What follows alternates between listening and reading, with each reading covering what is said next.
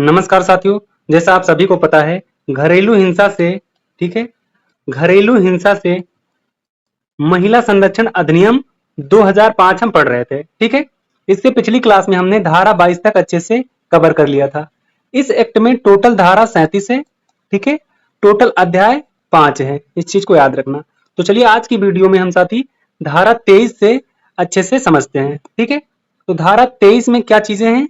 अंतरिम और एक पक्षीय आदेश देने की शक्ति की बात की गई है। ठीक है, तो जब एक पक्षीय आदेश देने की शक्ति जब पूछेगा तो आप कहेंगे धारा 23।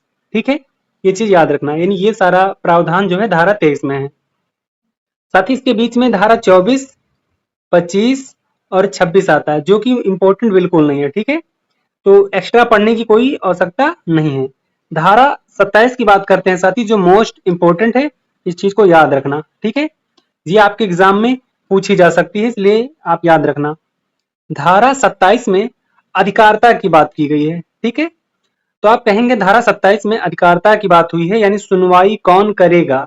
ठीक है, सुनवाई कौन करेगा, तो आप कहेंगे इसका अधिकारिता का मतलब क्या है साथी, यानी सुनवाई करने का अधिकार किसके पास है। ठीक है, ये चीज याद रखना। अधिकारिता का मतलब क्या है कि इस हिंसा को लेकर इसके अंतर्गत, इस एक्ट के अंतर्गत कौन सुनवाई करेगा, अधिकारी की बात हो रही है। ठीक, इसीलिए अधिकारिता, अधिकार की बात कर रहे हैं।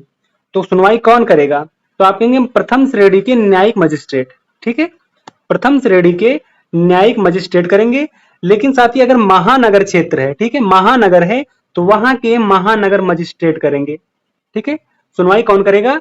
अगर महानगर है तो महानगर के मजिस्ट्रेट करेंगे, और महानगर नहीं है तो प्रथम श्रेणी के न्यायिक मजिस्ट्रेट करेंगे। ठीक है, ये चीज याद रखना। फिर साथ ही जब ये न्याय करेंगे, यानी इनका जो आदेश आएगा वो आदेश कैसा होगा, तो आप कहेंगे पूरे भारत में प्रवर्तनीय है। ठीक है, इनका आदेश पूरे भारत में प्रवर्तनीय है, इस चीज को याद रखना।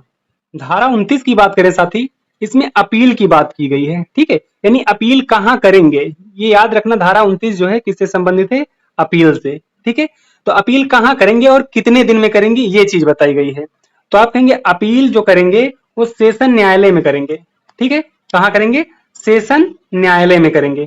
कितने दिन में करेंगे, तो आप कहेंगे 30 दिन के अंदर। ठीक है, यानी 30 दिन के अंदर करेंगे, इस चीज को याद रखना। अब धारा 30 की बात करते हैं साथी। धारा 30 में संरक्षण अधिकारियों या सेवा प्रदाता के सदस्यों का लोक सेवक होता है।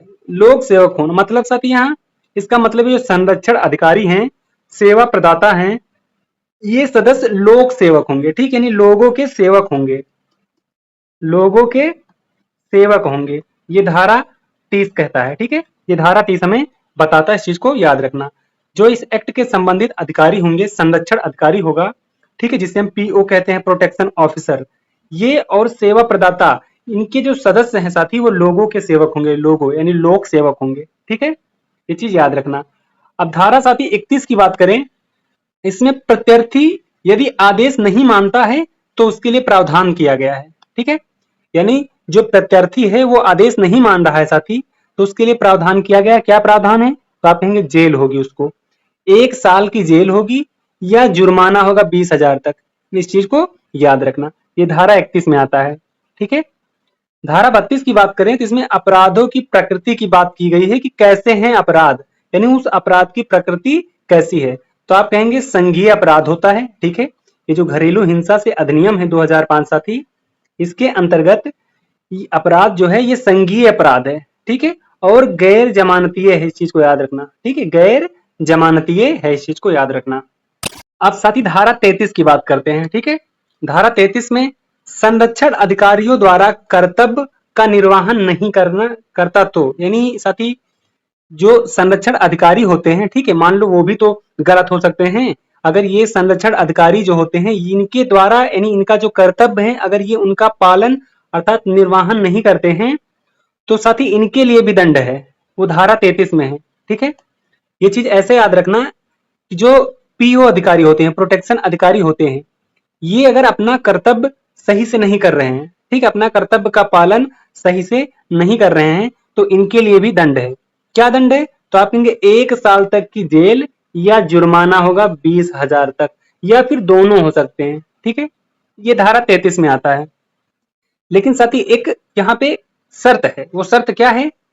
शर्त वो धारा 34 में बताई गई है कि संरक्षण अधिकारी पर कोई भी कार्यवाही करने से पहले राज्य सरकार की पूर्व अनुमति लेनी जरूरी है।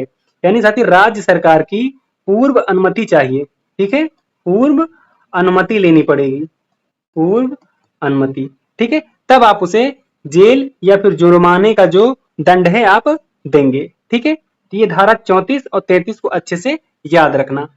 अब साथी धारा 37 की बात करते हैं।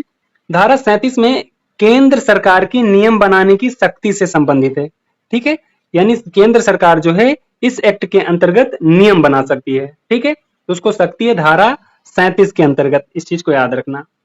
केंद्र सरकार कोई भी नियम बना सकती है, परंतु संसद सत्र के चलते ही, जैसे ही, यानी कि ये अपना नियम बना सकते हैं, ठीक है, लेकिन यहां पे शर्त है, जब भी संसद सत्र चलते ही 30 दिन के भीतर संसद के दोनों सदनों के सामने रखना जरूरी है वो नियम, ठीक है, तो ये चीज याद रखना।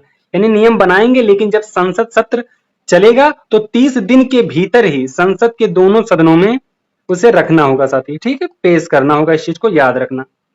तो साथी ये पूरी तरीके से कंप्लीट हो गया, ठीक है, हिंसा से महिला संरक्षण, महिला संरक्षण एक्ट, ठीक है, 2005, ये पूरी तरह से कंप्लीट हो गया साथी। इतना पढ़ लेने के बाद आपको इस चैप्टर से कोई प्रॉब्लम नहीं होगी, ठीक है, सारे क्वेश्चन यहीं से होंगे। तो वीडियो साथी लाइक कर देना और चैनल पे नए हैं तो सब्सक्राइब कर लेना।